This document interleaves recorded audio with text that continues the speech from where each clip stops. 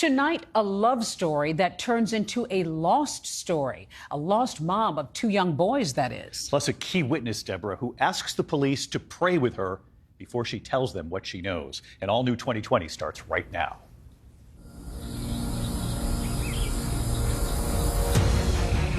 She was a wonderful mother. She loved her boys more than anything, more than her own life. A young woman who is a parent suddenly had disappeared. Was there anything suspicious in the car? And we saw in the back seat there were car seats, for the two boys. But to disappear without them, that wasn't possible. That was not Laura. She drops off the map. This wasn't going to be just a normal missing person. Oh, baby, don't go. Oh, baby, don't leave me. He knew how to charm a lady and charm the crowd alike. Oh, I don't want to leave you lonely. And then it wasn't too much longer later that Amanda came into the picture.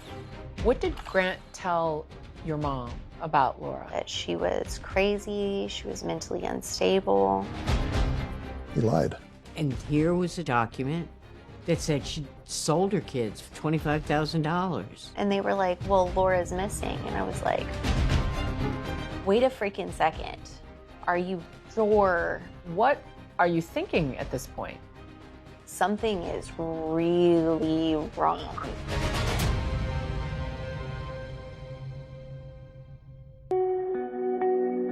You've got to be sick and deranged. What would drive anybody to commit such a crime? Wherever she is, her heart is breaking. The search continues. There's been cases I investigate I don't even remember. But then there's some that while you're in the midst of it, this one was just different. Oyster Creek is notorious for alligators. That's just a long, meandering creek.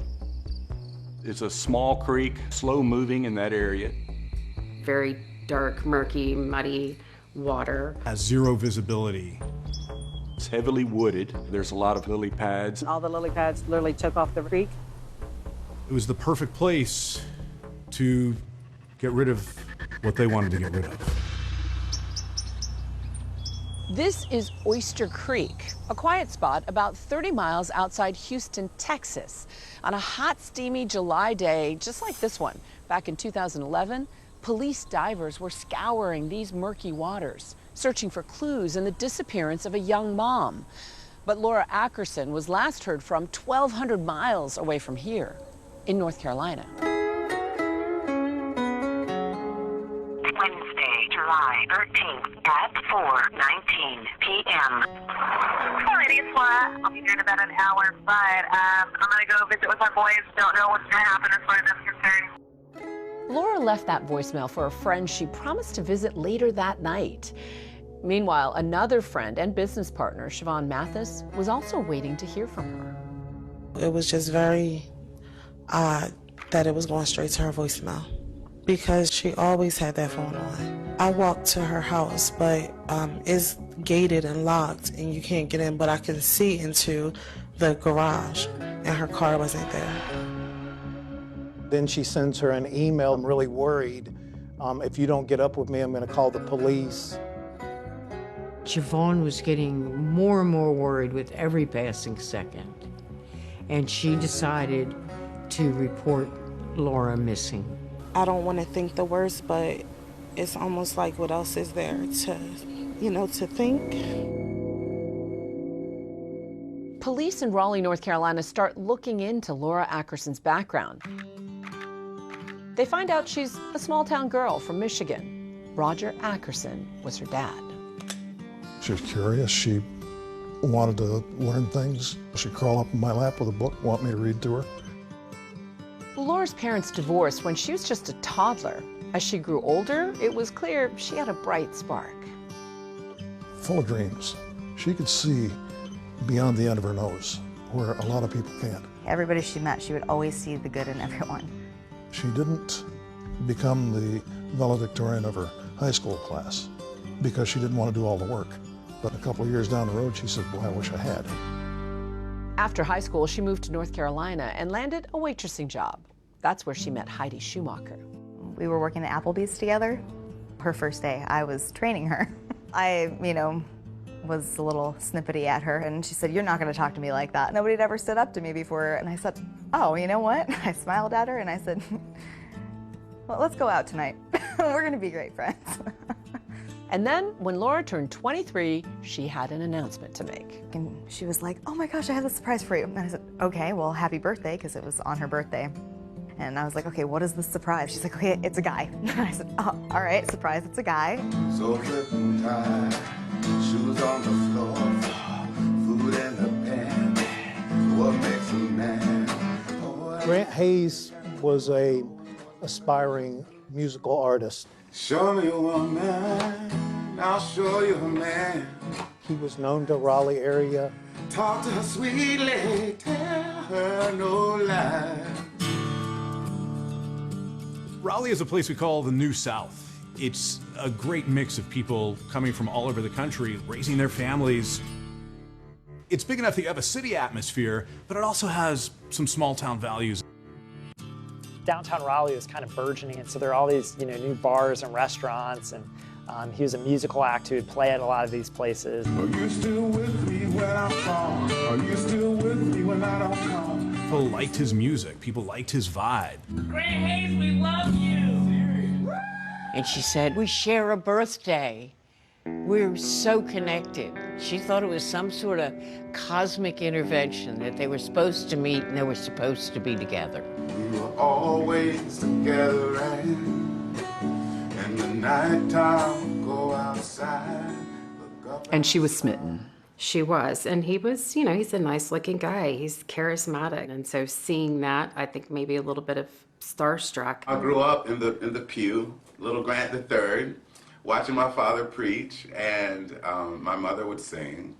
And they've always been a huge inspiration. Grant was known by his last name, Hayes. He thought he could get some more buzz by changing Hayes to Haze, Hayes.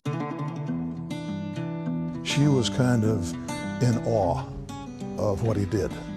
See, he would go to bars and he'd take his guitar and he'd sing songs. I'm working with some iconic figures in history, music history. Little Richard, godfather of rock and roll. Laura and Grant fell in love very quickly. She goes, "My surprise is that I just got married." And I said, "Oh my gosh, awesome."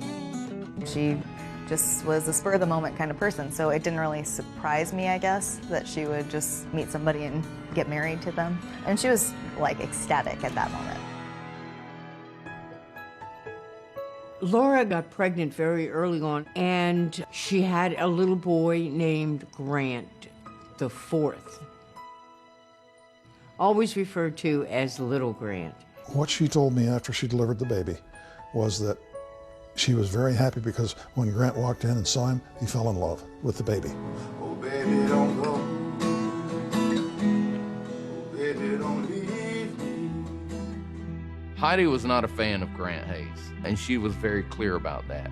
We've had hateful tension between us since the moment we met. And she said, "Why can't you just be happy for me?" I said, "I know, but I just got this really bad feeling from him." And, and she would say that I was just trying to protect her, and I was just being an overprotective friend, and, all that. And so I backed off. Soon, an opportunity in the Caribbean takes Laura and Grant's lives in very different directions. Party, stay out late, stay up all night. They were kind of living two separate lives. There was something simmering underneath that in the relationship. There may have been trouble there in paradise. When I see the spark. Grant had an audience. People liked his music here in Raleigh, but he thought he could take the next step in his career with music by going to the U.S. Virgin Islands. Jose, who asked us only to use his first name, booked musicians into the bars and nightclubs on the island. My phone rang, and it was Grant. He explained that he was looking to make sure that he could get enough gigs to support his basic costs of living. I promised him that I could get him 5 shows a week. So he packed up and went down there. He did speak of his son and Laura, and that she was going to eventually come down here once he got settled. The Caribbean can be very seductive with the night air, the breezes, the music, the sand. When the sun goes down is when it really comes alive. He knew how to work his crowd and play the right music for the people in the audience. And I was listening to him play, and I really liked his sound. You know the artist Sade? He was like a male version of her. It just kind of a groovy, smooth vibe. Show me a woman, I'll show you a man. He definitely had some similarities to someone like Darius Rucker.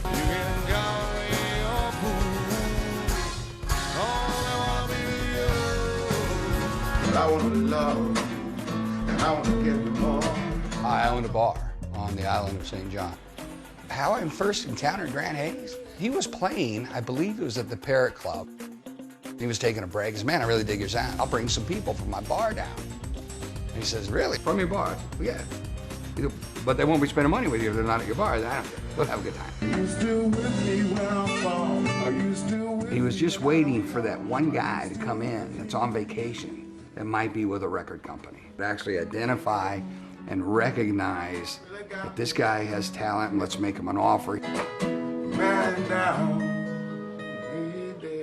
But for now, he had to make do with paychecks of $150 to $200 per gig. It looked from the outside looking in that Laura and Grant had a great relationship. No one really knew the trouble brewing. He was very possessive. It was like he owned her. Grant didn't want her to have a relationship with her brother.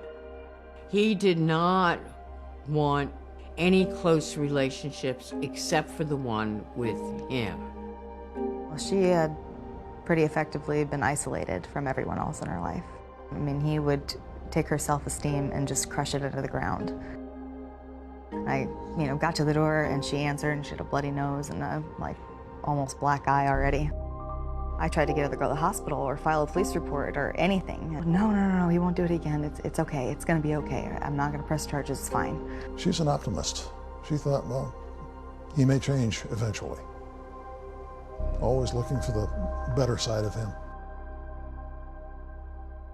Grant denied ever hitting Laura. Now she's planning to join him on St. John. But then she says she receives a stark warning from family and friends. I told her, don't go back. You don't need to go back to that. She really realized, man, I have to leave him. And I said, okay. And then we had a plan for her to leave, and she had gotten sick 3 or 4 mornings in a row. And she was pregnant. I said, you can still leave. You can still go. And she said, no, I have to tell him it's the right thing to do. It would have been easy. Just stay here. But instead, she went back. She was going to do whatever it took to make that family work. She went down to St. John to start over, and she had told me that he said, oh, when you come down here, it's going to be great. Now reunited on the island of St. John, Laura gives birth to their second son in August of 2009. They name him Gentle.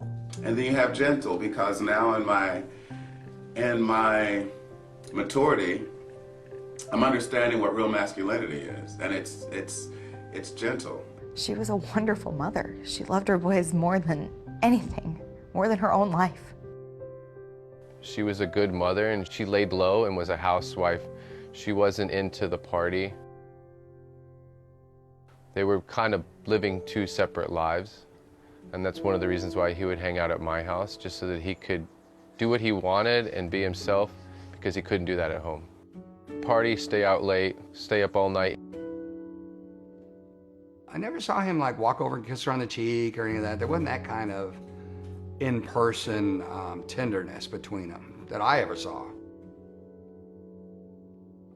The little baby, Gentle, needed some medical attention and thought that here in North Carolina would be a better place to get him the medical care he needed. So she made plans to move back to take care of her boy. Laura had left the island and he was kind of on his own. That wasn't really good for him, because then he could just really do whatever he wanted. He knew how to charm a lady and charm the crowd alike. So it wasn't hard for him to have a group of ladies to chat with after he stopped playing. He had no problem getting them to blush and getting a phone number. And sure enough, another woman soon makes waves in Grant's island life. Amanda, to me, was a striking woman. And Laura became concerned and suspicious and had a huge surprise coming her way.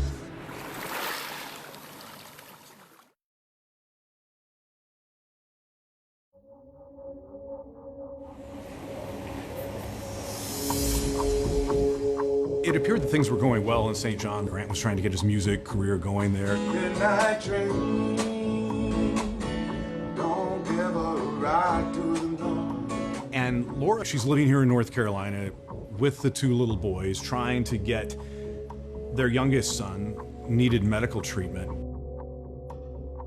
And then it wasn't too much longer later that Amanda came into the picture. Amanda, to me, was a striking woman. Amanda's daughter, Shay, shared a lot of details with us, but she asked that we not use her last name. And what was your relationship like growing up? My mom was my best friend. My mom was my hero. Like, what do you want to be whenever you grow up? I want to be like my mom. Amanda had been married 3 times previously, and the most recent husband before Grant was a wealthy businessman in Texas. And he actually died in an accident. After his death, there's a lot of money that Amanda inherits. Her big claim to fame was in acting. She was in the actual Stepford Wives, the remake that was done with Nicole Kidman, and she had a very small part. So how did she end up in St. John? She went down there on vacation. She was supposed to be gone for 2 weeks. She loved it so much. She moved down to the Virgin Islands. That was where she wanted to live. You lived there with her? I did. How old were you at that point? I was 20. And so how did she meet Grant Hayes? He was playing music. So it brought some people down there to listen to Grant play, and Amanda come in. She was looking at him like she hadn't eaten in a while, and he was a steak. Who pursued whom? The tango is two-sided. And did you see their infatuation, romance unfold? It wasn't instant. It wasn't like, oh my gosh, fireworks, oh. I definitely started seeing him hanging with Amanda, and it was obvious that they were a couple. I called him out for it. I said, man, you can't be doing this with her up in the States, Lori up in the States. He goes, no, we're getting divorced, and it's over. She's staying up there. She's never coming back to the island. What was Grant's relationship like with Amanda? Yeah, I think with Amanda, because she was a little bit older, more mature, I don't think that she was sort of pushed around and controlled. Got very territorial. Let's say there's a group of females in there, and one was, Grant and her were having too much eye contact and smiles, whatever. Then Amanda, being over here, would have the server bring her a drink, so that's from Grant's girlfriend. To kind of set her territory. And Laura, from a distance here in North Carolina, became concerned and suspicious there was something else happening there. Eventually, this relationship between Amanda and Grant takes the next step. It develops into something more. And they make the move from the Virgin Islands to New York. She convinced him that she can introduce him to the people that can make his career take off. Was he successful? I mean, he got repeat bookings at some of the different places. He played the Grant Hayes variety show. Gotta get a warm welcome for Mr. Grant Hayes! I don't know. I ain't trying to. And then Grant says, to Laura, I would really like little Grant, their oldest son, to come visit me in New York. Grant assured her, this is just for 10 days. 10 days came and went, and he hasn't brought Grant back. And Laura was asking why. You said you would. And Laura had to file for custody to even see her son again. She didn't have a choice. Fighting to get her oldest boy back, in April of 2010, Laura hears surprising news. Grant calls her and says, Amanda and I just went to Vegas and we got married. It's a bombshell. It's a shock to Laura. It was a little surprising that they were getting married. They were definitely moving very fast. I married my soulmate, my best friend, and she is something that I wanted my whole life. Friends and family had been given the impression that Laura and Grant were married, but apparently they never were. Then Grant took a very aggressive move and went to court without her. He made these allegations about she's mentally unstable, she doesn't have a stable home, she's working as an escort. They had alleged that Laura was a danger to the children. He lied. He said several things in the ex parte custody order that just plain weren't true. And based on those allegations, Mr. Hayes got Judge Turner to sign an emergency custody order. He granted a temporary custody to Grant, not just little Grant, but also Gentle. And little Gentle was carted off from there and given over to his father. The worst time in her life was when she did not get to see her kids. She was devastated. She went to work to do whatever it would take to get the two boys back. As for Grant and Amanda, they moved down to Raleigh as the custody battle heats up.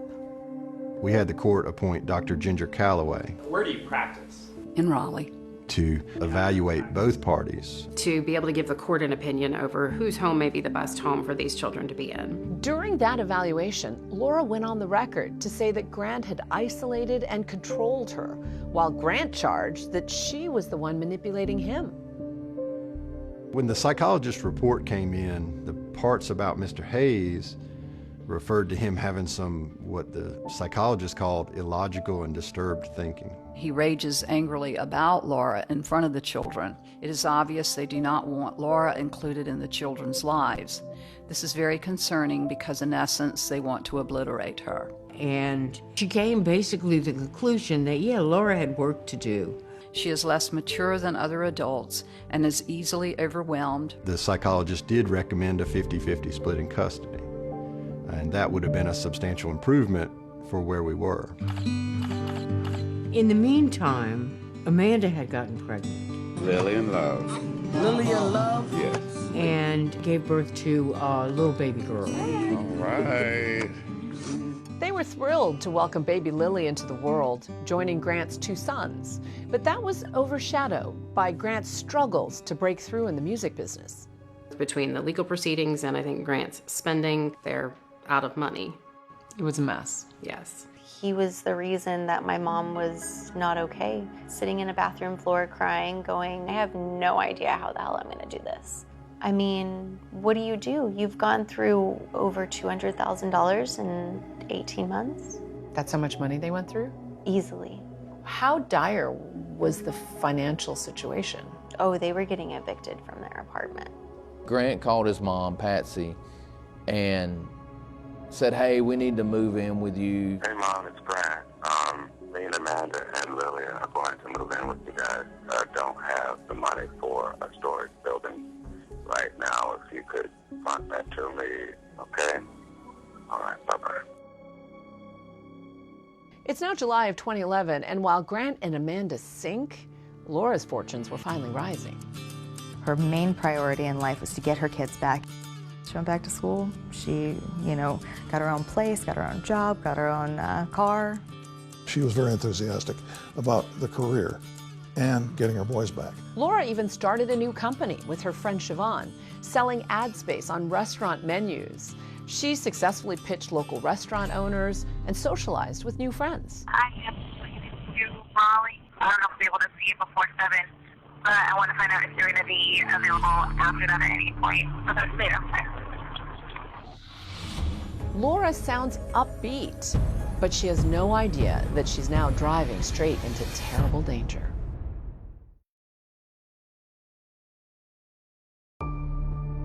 It's July 2011.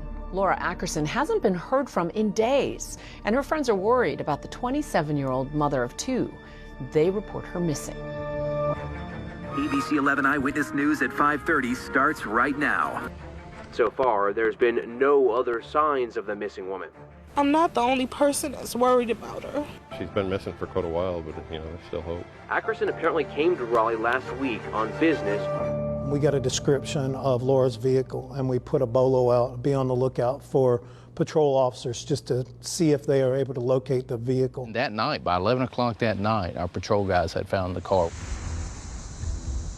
So where was it? Right over here, if you see this black color SUV, it's right there in that same parking space is where it was.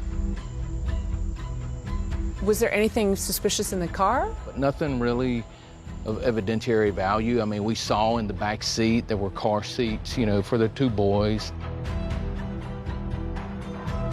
There was an idea that maybe she decided, hey, I'm gonna go to the airport, I'm gonna take a trip somewhere. If she had disappeared with her boys, that would not have been an overwhelming surprise. But to disappear without them, that was impossible. That was not Laura. So we definitely explored that possibility. We checked Laura's financials, we checked her cell phone records, all that. All her activity ended on July 13th. She's not buying gas, she's not buying food, she's doing nothing. She just completely goes silent. Something that we would normally do in a missing person case is we want to go to their apartment or their house. Maybe they left a note. The police go into Laura's apartment and thoroughly search it, looking for anything that could point to a problem or that any violence occurred. It was very well kept, it was clean. She had several plants that were inside the apartment. None of them had been watered for numerous days. That was a good indication that she had not returned or that nobody was coming in and out of the apartment to take care of things. From looking at the apartment, you could tell she's definitely a dedicated mother. That's what stood out number one. Almost half the apartment was dedicated to space for the kids, and that kind of reflected her life, that, you know, so much of her life was focused on her children. They pulled the video from the public spaces of Laura's apartment building. The video captured the hallway outside of her door on the morning of the 13th. Just a lady that was on her way to work in the morning by herself, completely normal morning. She was not under duress, did not seem to be in a hurry, did not have suitcases that she's dragging behind her. We learned that Gentle had a birthday party the following weekend that was scheduled, and that Laura had no-showed on it. That's all when we started thinking this wasn't going to be just a normal missing person. We still want to look, hey, are there other people in Laura's life that may have something to do with her disappearance? Laura admitted that she'd gone to some sugar daddy sites. You're trying to meet maybe wealthier men. We were never able to show that there was any meeting of any kind between Laura and somebody else. One detective reaches out to Laura's ex, Grant Hayes, who says that Laura had visited him on the night of Wednesday, July 13th. He gives timeline of when she was there at the apartment. Well, she actually came up here to visit the boys and says that she left, you know, after being there for a little while. Grant Hayes also tells investigators that 2 days after visiting his apartment, Laura was supposed to meet him at the local Sheetz gas station for their scheduled custody exchange. He shows up to the scheduled Friday 5 o'clock time. He has the boys with him. They would come in the store to use the restroom. Grant goes in to buy a pack of cigarettes, but essentially they're waiting in the parking lot. And waits for over an hour for Laura to arrive, and she never arrives. He was sending out very angry email messages and text messages to Laura. You're late again. Where are you? And first at 5:30 tonight, we have new details and new updates on the big stories happening now. I'm Steve Daniels. I anchor the evening news covering Raleigh. This was a really compelling case. Our viewers were watching this every step of the way. She was to meet them and their father in Wilson that afternoon, according to the children's grandmother. She didn't show up at 5, and so he was there until 5, and he called me at 6:30 and said she had not shown up yet. It's distressing, and I just hope it all comes to an end quickly and that she's all right. It's not like her to do something like this, especially to not pick up her kids. Detectives realize that no one has heard from Laura since that voicemail she left on July 13th for her friend, Oksana Smarsky. I was in a study group and I saw my phone ring and I wish I would pick it up. And if I knew what would happen, I would not let it ring. I'll give you a call when I'm done, and I just wanted to let you know too, I don't know if I'll be able to see you before 7, but that's there. Laura's destination that night had been Grant and Amanda's apartment. Tell me, where is the apartment? And so their apartment is right on the other side of this small building here. So how did you get a search warrant to go in? So we had developed enough information, I just think, to get that search warrant initially. We were really trying to develop a timeline for Laura. Any evidence that maybe Laura had been there. So one of the things that we did find in the apartment was a note. It appeared to be handwritten. Up on the counter in the kitchen area, just kind of laying there very conspicuously, which was weird. And what that note said was that Laura Ackerson, in exchange for receiving $25,000, would give up custody of her children. It was signed Laura Ackerson. That was suspicious, because everybody had been telling the police Laura would not leave her boys. Those boys were Laura's life. She would have never signed over her children for any amount of money. Why a note? You already are going through the court system. Why don't you just go through your attorneys? And that is not the only curious discovery in that apartment. As soon as they opened the door, hit with the overwhelming smell of bleach.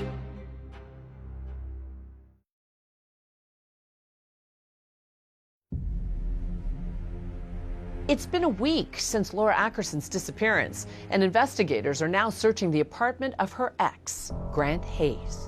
Police were here yesterday asking a lot of questions.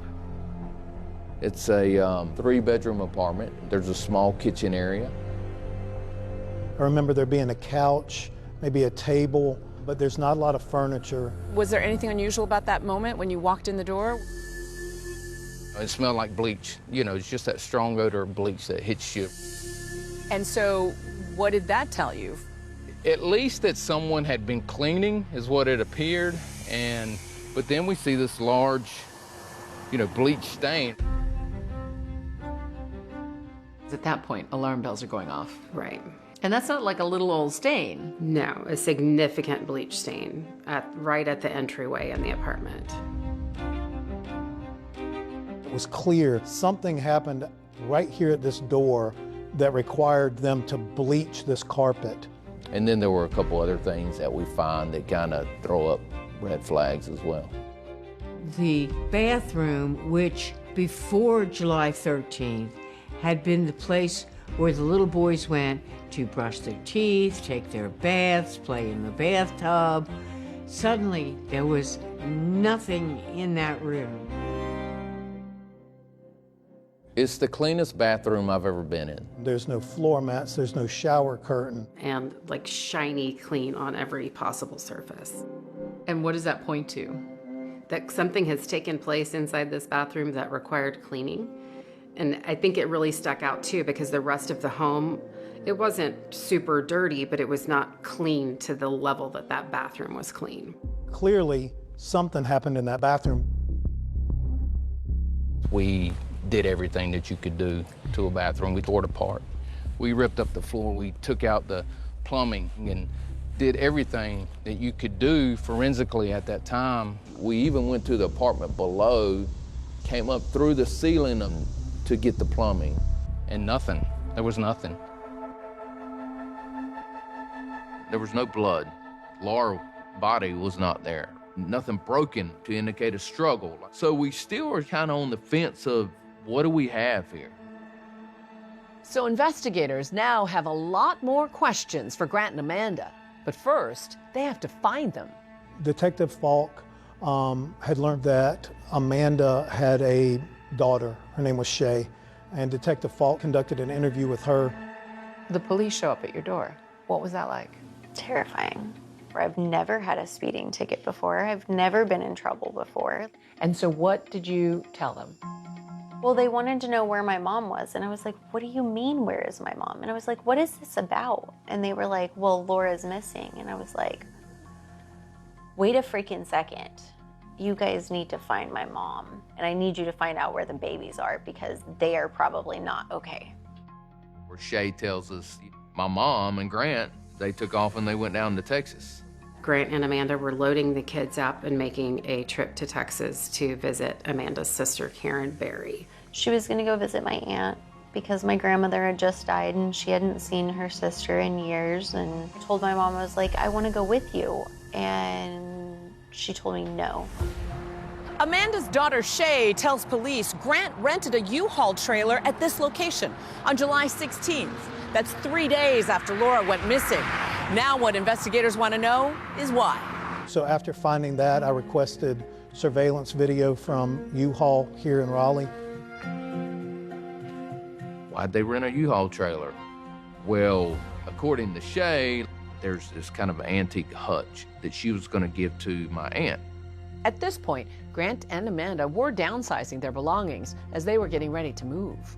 I guess that Grant was like, take it to your sister's, it'll be safe there.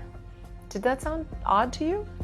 I mean, we've had this piece of furniture for like 20 years. Why are you worried about where it's gonna be now? But whatever.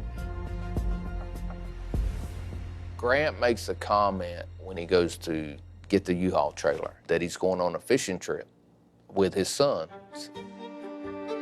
The police wanted to know where Grant was, and so they checked his cell phone pings and found out that he was in Texas. One of the first pings that we get on Amanda's cell phone is her sister Karen Berry's house. The court ordered that they were not allowed to take Grant and Gentle out of the state of North Carolina until the whole custody situation is resolved. It was definitely significant to us that he was willing to take the risk and go to Texas with these boys, knowing that if that was found out, that would be a problem for him. Pretty immediately, we make a decision, hey, we've got to go to Texas. This is literally a 20-hour drive on a hunch that we could find evidence out there. So Skinner Lane is in the middle of nowhere. 2 deputies, myself, drove to Karen Berry's house cold. She didn't know we were coming. We told her that basically we wanted to talk to her about Grant and Amanda. She told us that she was expecting us. She was very, very nervous. She cried a lot, and she said, before I answer any more questions, do you mind if I pray? And it means there's something big that you're about to tell us. And as a homicide detective, anytime somebody wants to pray, you let them pray.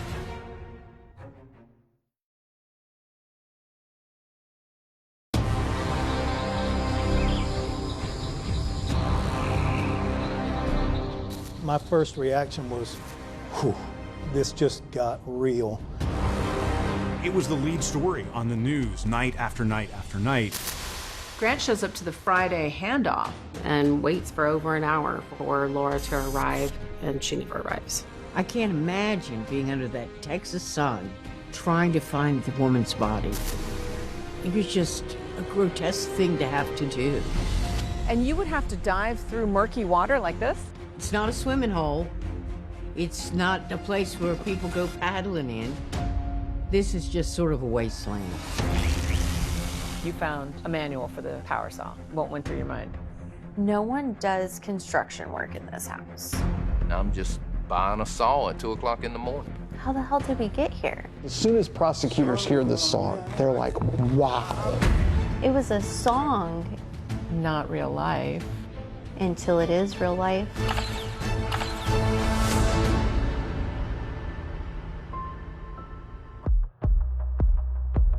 When Laura first went missing, this case sort of blew up.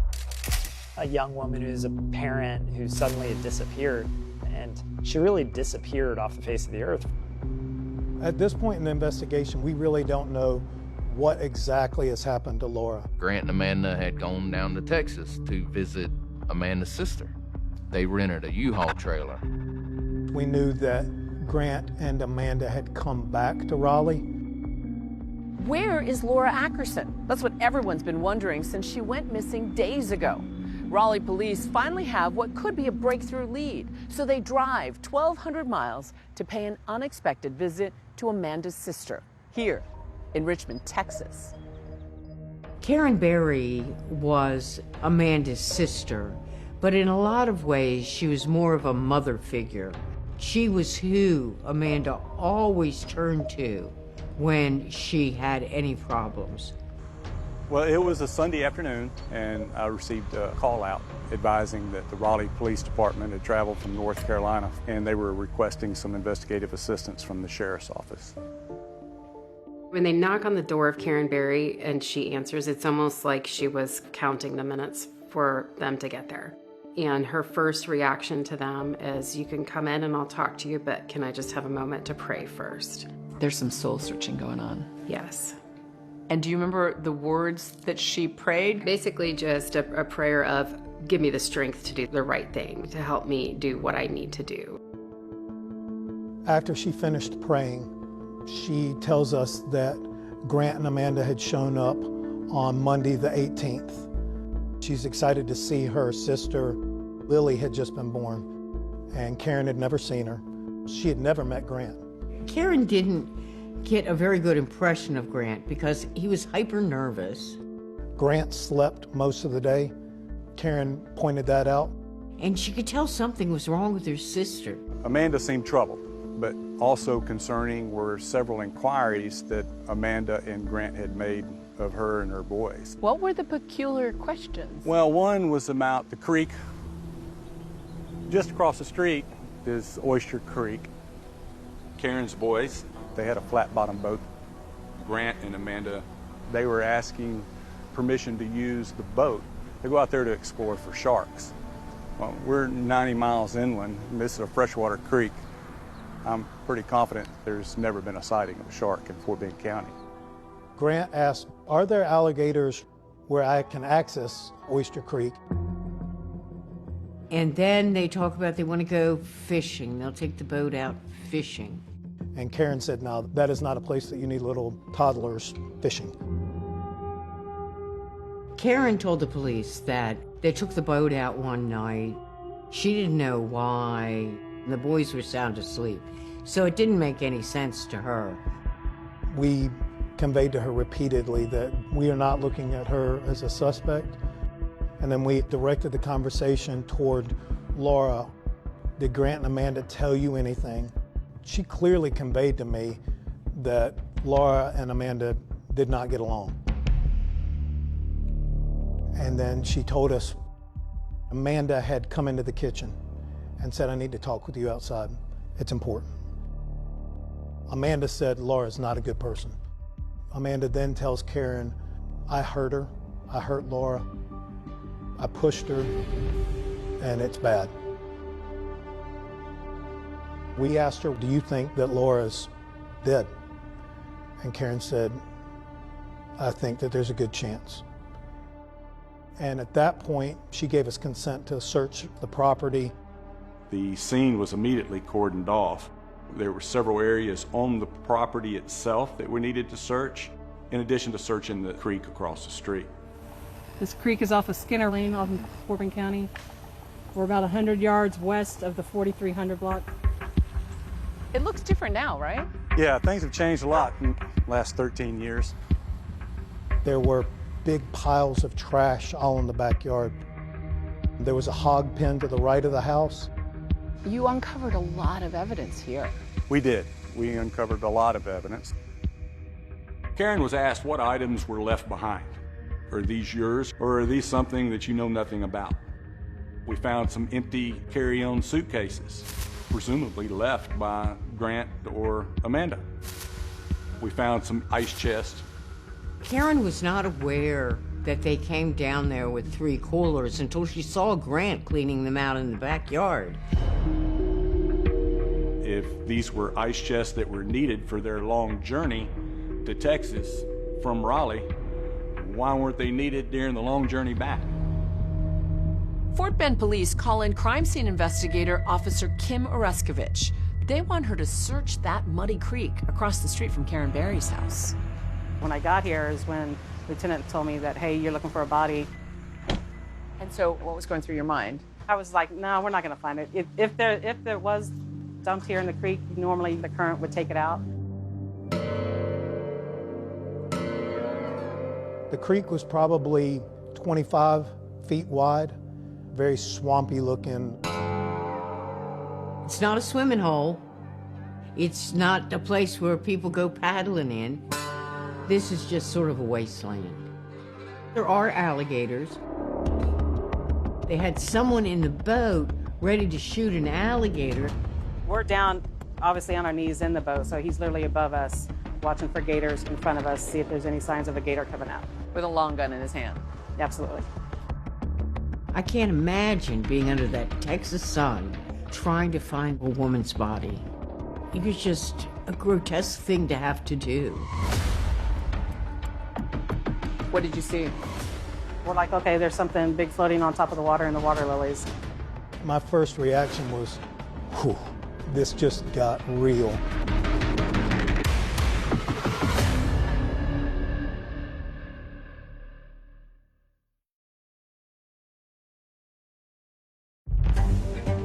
From the water to the riverbed, the search for Laura Ackerson continues.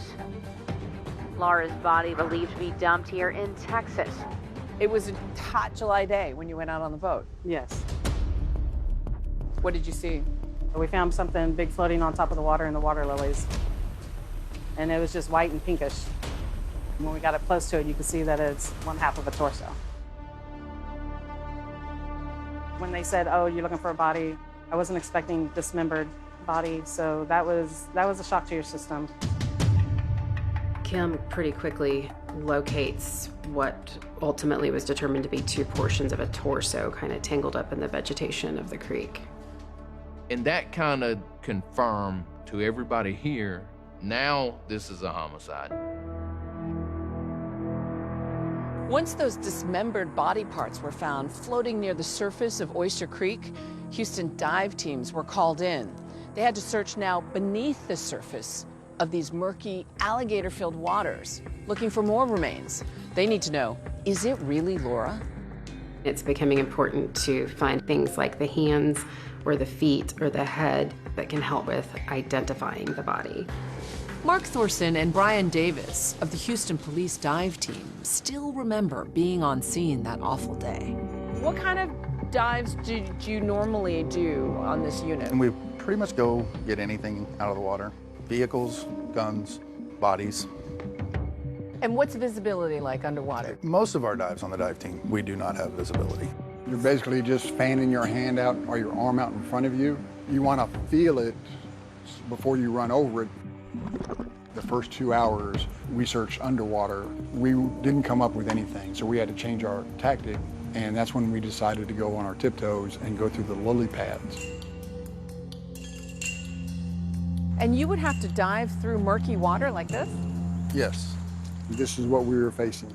When you're in the middle of it, it just closes in back on. It closes in on you, and it's difficult searching, or it's hard searching for what we're looking for. We started seeing sheen and smelling.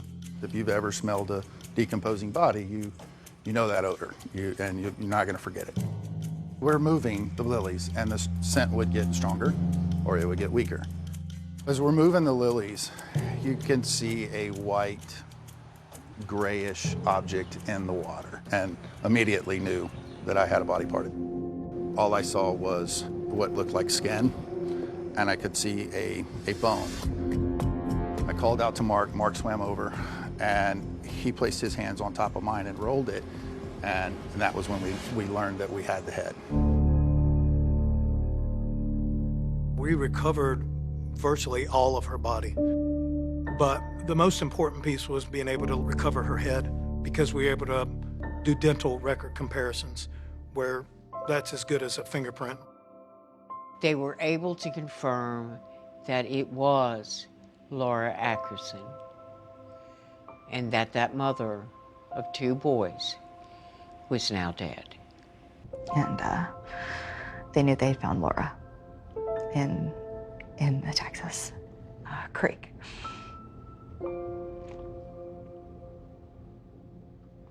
Sorry.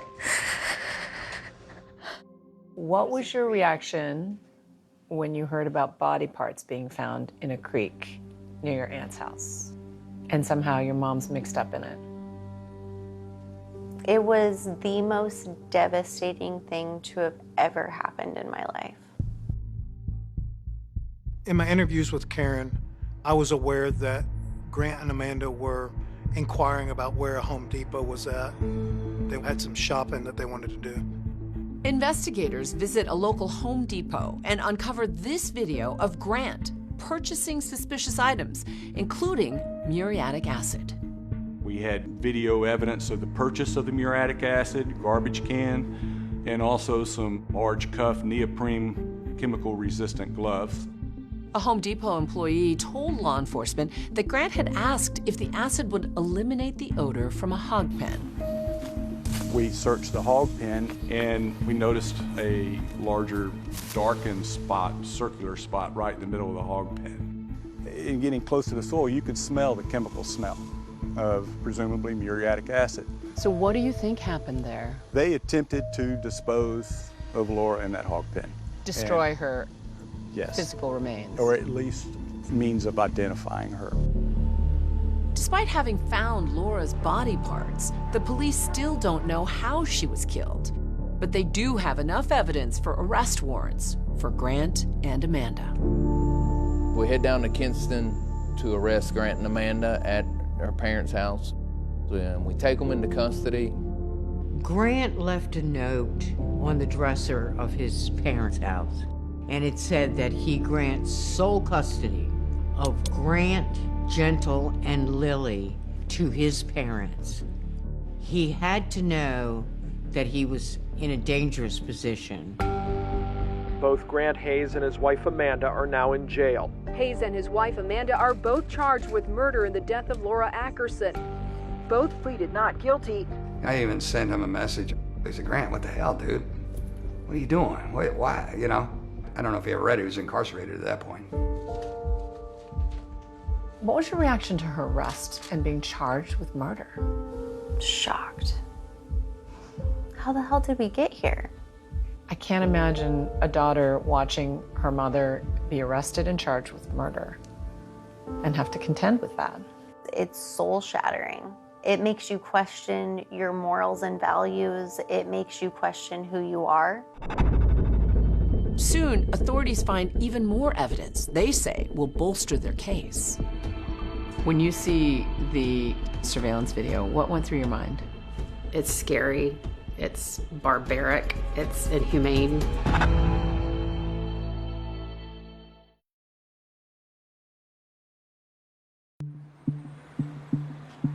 Soon after their arrest, Grant and Amanda are led into the courtroom. Are you Grant Ruffin Hayes? Yes. Jason Ackerson watched from the front row as the father of his sister's children faced a judge. Grant Hayes III is now charged with killing his children's mother. They have also charged his wife, Amanda Hayes, with murder. Today, both Hayes and his wife went back to jail with no bond. These guys are monsters. My mom's not a monster. She got pulled into a bad situation. That woman in that picture is not the mama that I grew up with. Shay, she didn't think her mother could be responsible for anything violent. At some point, she had found this owner's manual for a skill saw. You found a manual for the power saw. For some type of power saw. What went through your mind? No one does construction work in this house, and I don't see anything freshly built.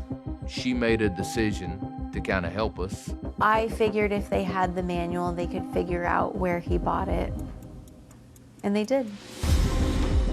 It was Walmart that tells us, yeah, we actually sold one on the early morning hours of July 14th.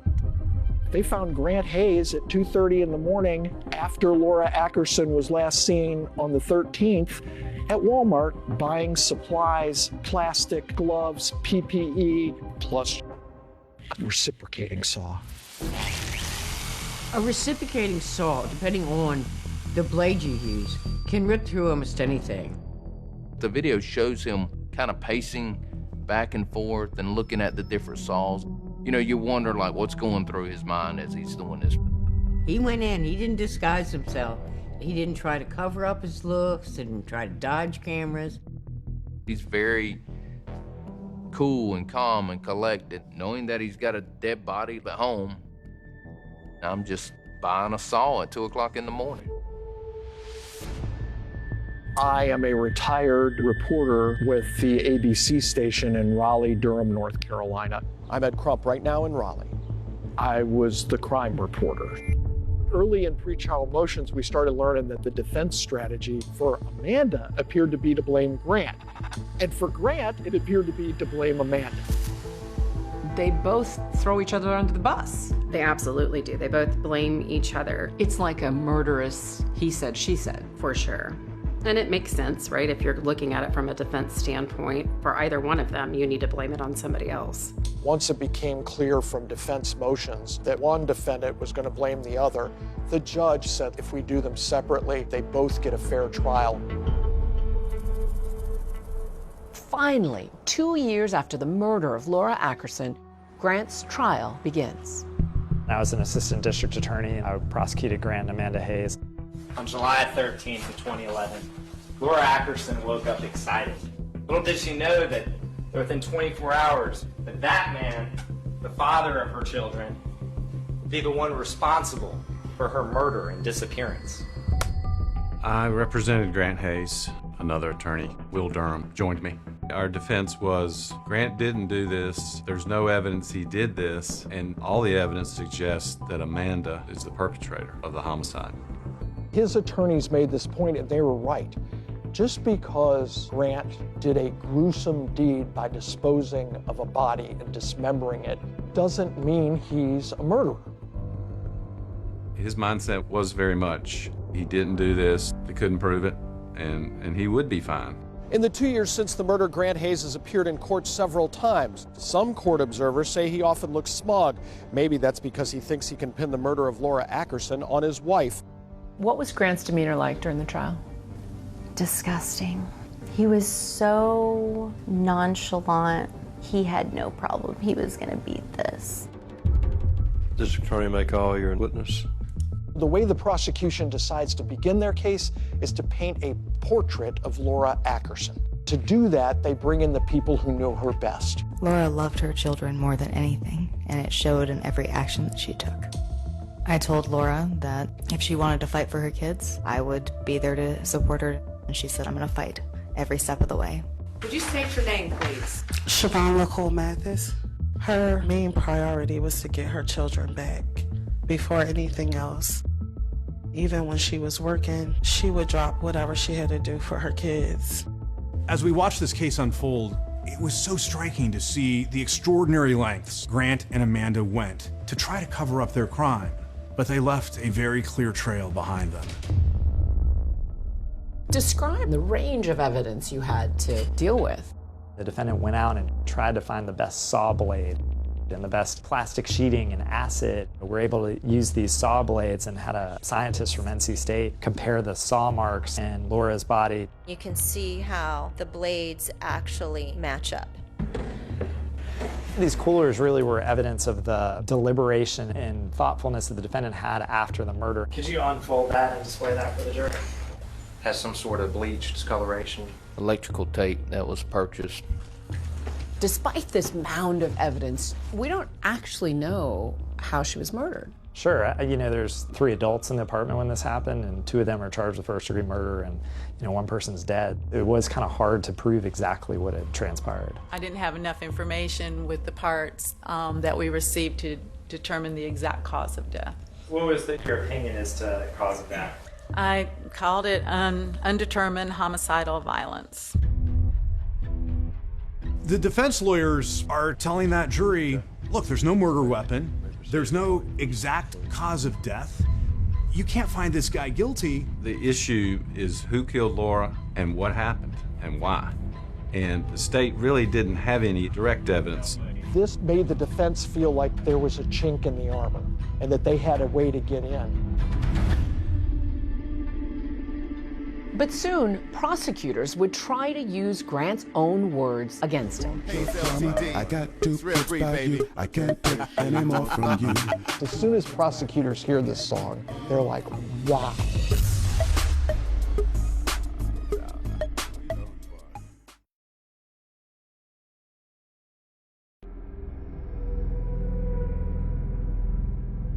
Despite the mountain of evidence in this case, it's still unclear who killed Laura and how.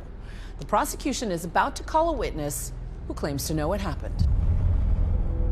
Here is jailhouse informant Pablo Trinidad, who can tell us what Grant said happened inside that apartment. Pablo Trinidad met Grant at the Wake County Jail, where they were both behind bars. Pablo was being held for drug-related offenses. He's the typical snitch witness. He was doing maybe 25 years. He was looking a way to try to get a sentence reduction. Were y'all housed in the same area of the jail? Yes, ma'am. We had several conversations throughout the period that we was housed together. Pablo Trinidad got in front of that courtroom on the witness stand, and he said, Grant told me in our jail cell, he and Amanda strangled Laura. He said he placed a call to her and lured her to his apartment, and that's when him and his wife subdued her and strangled her.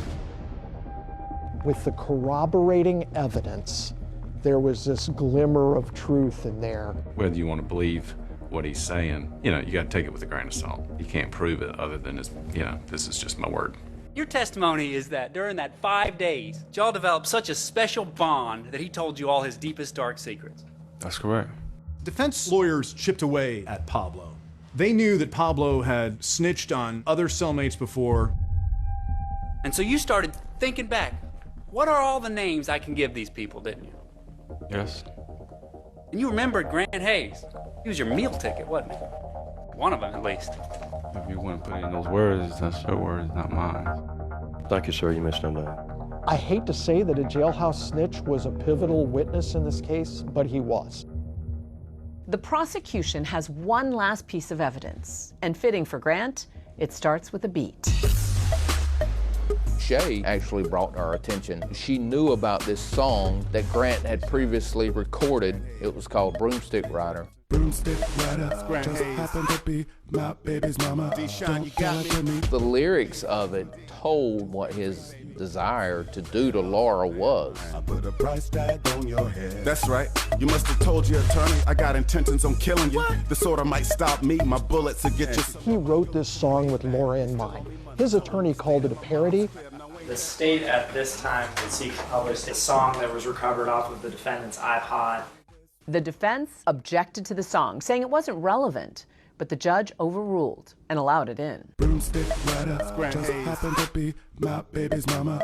We both kind of peer over and see the defendant bobbing his head and sort of rocking out to the song about killing the person that he was on trial for killing, which was sort of a staggering event.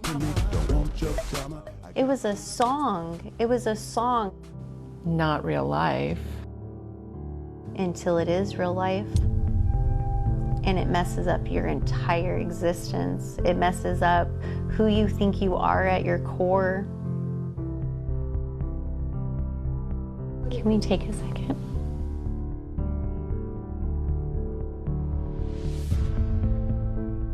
The defense calls a witness with crucial first-hand testimony that seems to support Grant's version of the story. It's Amanda's sister, Karen Berry. Remember, Amanda told her sister that she hurt Laura. Could you please state your name for the court? Karen Berry. Could you tell me how you know Amanda Hayes? She's my sister. The defense is trying to prove Grant didn't commit this crime, that it was Amanda who committed this crime. Our case focused on statements that Amanda made to her sister. She came in and she told me that she had hurt Laura and that she had hurt her bad. She says, I hurt Laura, not we hurt Laura, or he hurt Laura. It actually benefited Grant to some degree because for Grant, his defense is Amanda did this. Well, that was definitely a defense bombshell.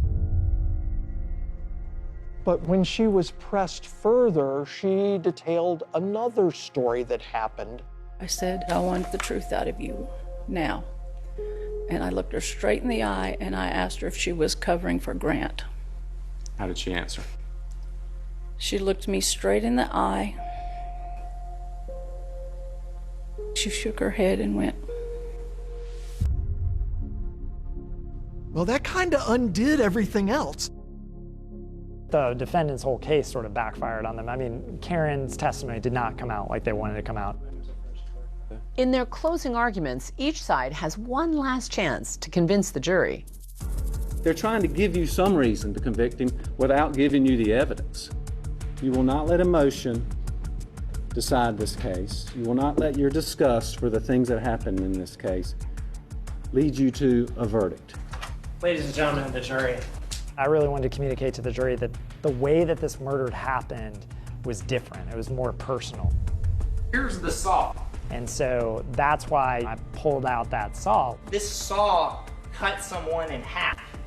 These are the lengths that the defendant went to try to not just get away with this murder, but also erase Laura from the world. He is guilty beyond a reasonable doubt, and you should find him so. Thank you. After 3 weeks of graphic testimony with 50 witnesses and 500 pieces of evidence, the jury goes out to deliberate. Within 2 hours, they're back with a verdict. We, the jury, by unanimous verdict, find the defendant, Grant Ruffin Hayes III, to be guilty of murder in the first degree. Grant Hayes was sentenced to life in prison without chance of parole. I was happy to see that he got that, and I was happy to see that the jury felt the same way. Glad he's not going to be part of society. It is consolation for that factor, but still doesn't bring her back.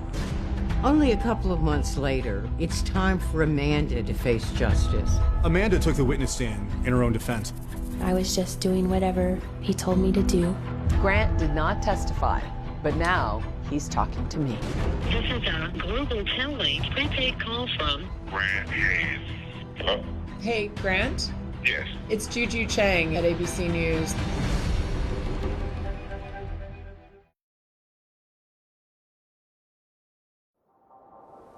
This is a global Tellink prepaid call from Grant Hayes. After Grant's trial and conviction, many questions remain unanswered, like what happened in that apartment. So we arranged to speak with him from prison. But his claims about how Laura died doesn't really add up. Grant, can you hear me? It's Juju Chang at ABC News. Thanks so much for calling. Thank you for picking up. So let me ask you this. People have described you as very charming, but also manipulative and even scary. I don't really have any defense for what people think about my character, but you know, I'm not in prison for being a bad person. I'm in prison for killing a woman, and that didn't happen. So you're saying you didn't kill Laura? No, I didn't kill Laura. So what happened that night in the apartment? How did she die? From what I was told, when I left the room, she had asked to hold our 5-week-old baby, and Amanda had refused her. And Amanda told me that Laura had actually grabbed her by the hair and pulled her back, and that she had swung back with her elbow, hit her, dislodged herself from her, and ran into my recording studio. And when I came back in the room, Laura was laid out. I just want to get this straight, Grant. You're blaming Laura for her own death? Laura attacked a woman. I don't know any other way to look at it.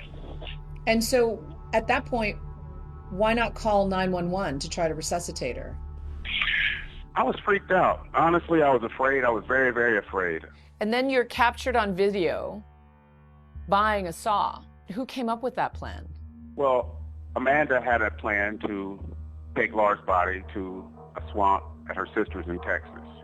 And we had to get it out of the house, and the only way we could do that was if it were dismembered. So I guess you could say it was carrying out a plan that was Amanda's. It's only been a few months since Grant's conviction, and now Amanda Hayes' trial is set to begin.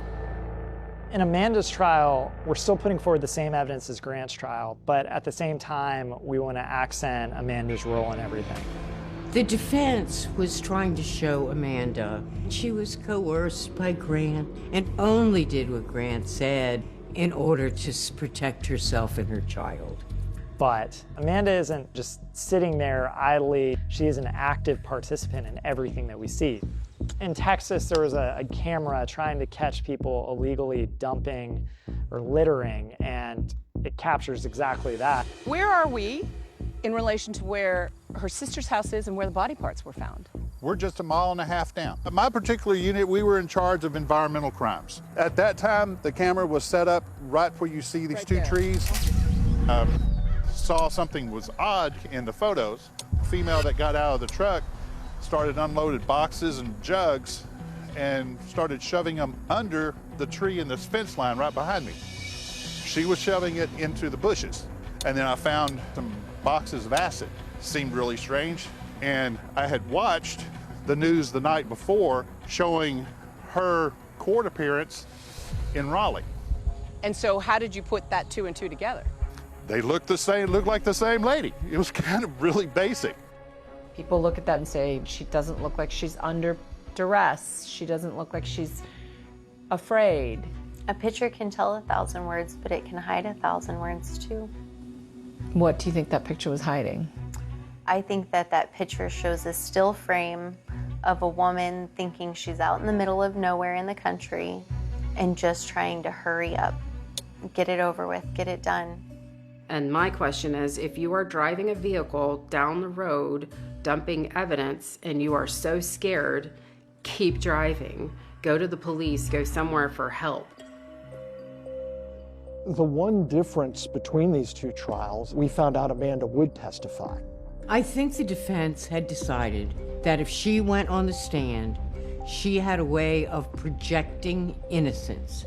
Right now, we're going to begin with the North Carolina trial of a woman accused of killing the mother of her stepchildren. Taking the stand for the first time this week, Amanda Hayes' defense was simple. I was just doing whatever he told me to do. Her husband made her do it. How would you describe her? Strong, poised, well-rehearsed, but in a very sweet, almost sing-songy baby voice. Amanda, did you kill Laura Ackerson? No, sir, I did not. Did you help Grant kill Laura Ackerson? I absolutely did not. Were you present when Grant killed Laura Ackerson? No, sir, I was not. Grant told me that Amanda killed Laura in self-defense, but Amanda says it began with an accident. The picture that Amanda paints inside that apartment on the night of the murder has Laura bumping into Amanda as Amanda is holding their newborn baby, and describes Laura falling to the ground. Amanda Hayes says she had no idea Laura Ackerson had died after Ackerson was injured at the Hayes-Raleigh apartment. She says she left with the children when Ackerson fell and hit her head. I think she hurt her own credibility by telling these implausible stories about she came back after a couple of hours and had no idea that Laura had been killed and her body disposed of. You can't even do all that in a couple of hours. This is a small apartment. Dismembering somebody takes a lot of things. Seems hard to believe that your mother didn't know. It seems hard. It does seem hard to wrap your head around. It does. I know you love your mom. I know you support her. Could it be that you're seeing it through rose-colored glasses? Absolutely. And that perhaps she was more involved than you'd like to believe? Nobody will ever know what they don't know. She also testified that her husband threatened to kill her if she didn't help dispose of the body. He told me that that I had to help figure out how to get rid of this body, or else none of us were making it back to North Carolina, to Raleigh. Did it ever seem to you like she could have also been a victim of Grant Hayes? You know, I feel like there's a possibility that Amanda was a victim of Grant's charisma, Grant's narcissism, but beyond that, I don't believe that she was a victim of anything. No one knows what that relationship's like, but and those pictures on Amanda's camera reflect Amanda having a good time and smiling the whole time. Amanda Hayes is a former bit part performer who attended acting school in New York, but according to one of the prosecutors, none of her acting jobs were as good as the one she gave in this courtroom. She has given the performance of her life. She came across as sympathetic. She came across as, Grant's the controlling jerk, and I just got swept up in all this. We're asking that you find her not guilty on both charges. But would the jury believe Amanda? We may never know what kind of verdict Amanda Hayes expected. If it was something different than what she got, her face didn't show it. And what does Grant make of it all? Laura's death killed me. You're saying essentially that you're the victim in all of this.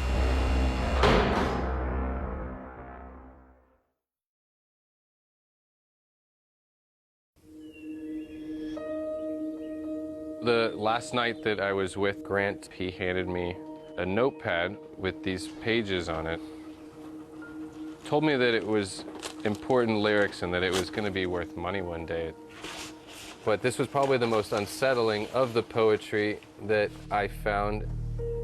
I guess it's one sentence with the word murder in it 6 times. It's murder, murder, murder, murder in my veins, murder in my soul, desertless in my heart, but to let this all go. And I think that's what just really upset me a little bit and had goosebumps when I read that for the first time after finding out about Laura. Dramatic testimony in a first-degree murder case. Did her husband force her to cover up his crime? It will be up to the jury to decide if Amanda Hayes was his accomplice or another victim. It's time for Amanda to face justice. They wanted Amanda found responsible for her role in the death of Laura to the tune of first-degree murder. It is the unanimous verdict of the jury that the defendant is guilty of murder in the second degree. Amanda was convicted of the lesser charge of second-degree murder, and she was sentenced to between 13 and 17 years in a North Carolina prison. They were both there. They both had the opportunity to save Laura's life. Neither one of them did it, so to me that makes them both guilty of first-degree murder. What was your reaction to the verdict against your mom? It was a glimpse of hope. Why is that? Because it wasn't life with no chance of parole. Amanda is later tried and convicted in Texas for tampering with evidence, resulting in an additional 20 years in prison. What does justice look like for her? I think more of it is what does justice look like for Laura and those little boys. Who actually delivered a death blow? I don't know if Grant did it or if Amanda did it. The fact is, this husband and wife collaborated to kill this woman.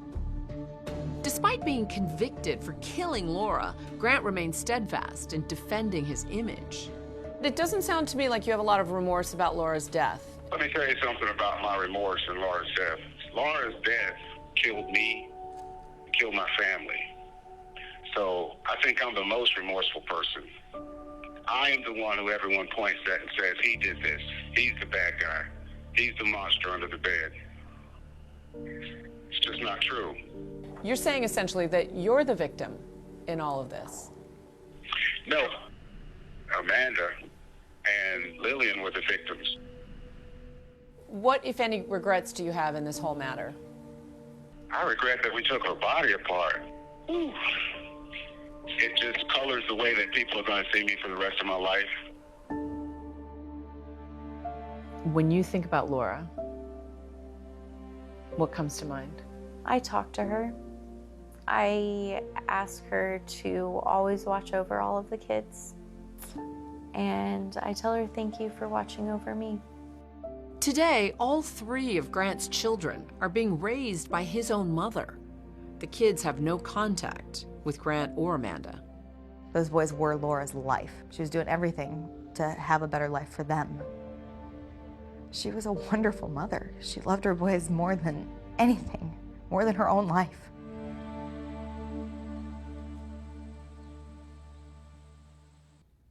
We should point out tonight that Grant Hayes has filed several appeals. All have been denied. He tells 2020 he's continuing to fight for freedom. Meanwhile, his ex-wife, David, Amanda, is in a Texas prison serving out her conviction. She declined to be interviewed. That's our program for tonight. Thanks so much for watching. I'm Deborah Roberts. And I'm David Muir from all of us here at ABC News in 2020. Good night.